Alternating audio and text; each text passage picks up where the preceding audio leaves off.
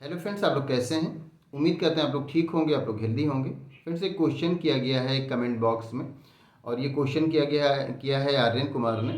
तो उनका क्वेश्चन ये है कि जो हमारा ब्रेन होता है, जो ब्रेन के सेल्स होते हैं न्यूरॉन, उनमें डिवीज़न नहीं होता, फिर ब्रेन में ट्यूमर कैसे बनता है, वो कैंसर कैसे हो जाता है ब्रेन का।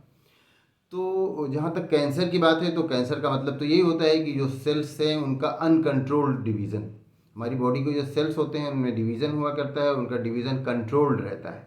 लेकिन जब कहीं बॉडी के किसी पार्ट के जो सेल्स होते हैं उनमें जो अनकंट्रोल्ड डिवीज़न होने लगता है, बहुत रैपिड डिवीज़न होता है, वो उस पर कंट्रोल नहीं रह जाता, तब वही चीज़, उसी को कैंसर कहा जाता है।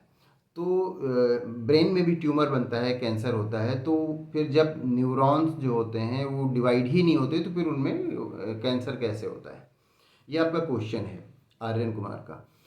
तो जो ब्रेन होता है, ये बिल्कुल सही है कि उसमें न्यूरॉन्स, जो नर्व सेल होते हैं या उन्हें न्यूरॉन कहा जाता है, उनमें डिवीज़न नहीं होता, लेकिन उसके अलावा दूसरे सेल्स भी उसमें होते हैं, जिनमें जो ग्लियल सेल्स होते हैं, इनमें कैंसर होता है और इनमें डिवीज़न होता है। इनमें डिवीज़न होता है तो इसमें कैंसर भी होता है। इसी का एक टाइप होता है जिसको माइक्रोग्लियल कहते हैं।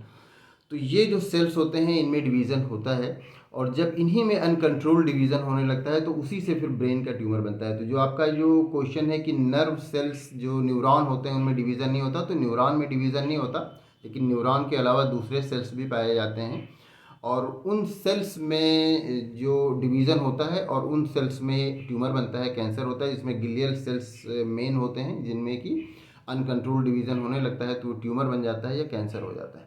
तो आपका जो क्वेश्चन है कि न्यूरॉन्स में डिवीज़न नहीं होता, तो ये बात सही है, लेकिन जो आपने पूछा कि कैंसर फिर कैसे होता है, तो वो न्यूरॉन के सेल्स डिवाइड नहीं होते, बल्कि जो ग्लियल सेल्स होते हैं वो डिवाइड होते हैं, उनमें अनकंट्रोल्ड डिवीज़न होता है और वो ट्यूमर बनता है और फिर वो कैंसर हो जाता है।